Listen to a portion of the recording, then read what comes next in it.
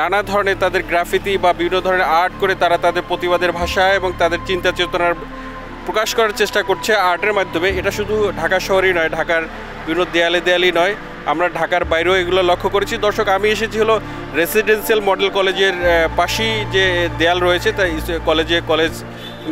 কলেজের চারপাশ ঘিরে যে দেয়াল রয়েছে, আমরা এখানে দেখতে পাচ্ছি যে এখানে একটা লেখা রয়েছে যে যদি তুমি ভয় পাও তবে তুমি শেষ, যদি তুমি রুখে দাঁড়াও তবে তুমি বাংলাদেশ।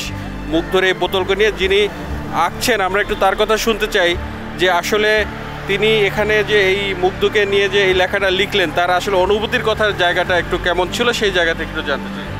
জি, এই পেইন্টিংটা করার সময় ফার্স্টে আমরা ভাবছিলাম যে মুগ্ধ ভাইয়া যখন এত কষ্ট করছে আমাদের জন্য, তার জীবন দিছে, আমরা একটা পাখা সহ যাতে সে হেভেনে যাচ্ছে এমন একটা পোর্ট্রেট তুলে ধরবো।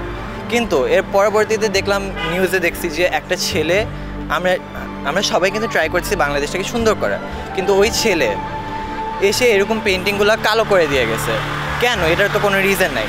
তখন আমরা মুগ্ধ ভাইয়ের সাথে সাথে আরেকটা মেসেজ তুলে ধরার জন্য এইরকম একটা পেন্টিং করছি যে না, তুমি যতই করো এভাবে পারবা না তুমি করতে, রাইট?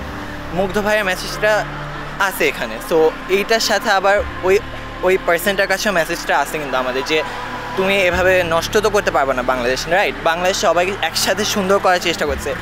এখানে তো আর মানে এরকম নেগেটিভিটির তো দরকার নেই। এটাই আমি এই মেসেজটার মাধ্যমে তুলে ধরতে চাইছি।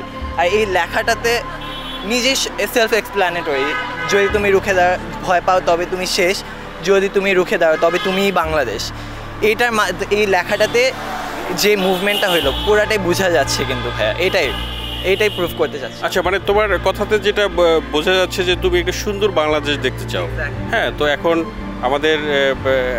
রাষ্ট্র সংস্কারের জন্য আমরা সবাই বলছি যে রাষ্ট্র সংস্কার হওয়া দরকার। এখানে দুর্নীতি প্রত্যেক রন্ধ্রে রন্ধ্রে পৌঁছে গেছে এবং মানুষের কথা বলার স্বাধীনতা এবং নানাভাবে তারা মানে সেই স্বাধীনতার জায়গাটা হারিয়ে ফেলছে। এখন তুমি আসলে কেমন বাংলাদেশ দেখতে চাও?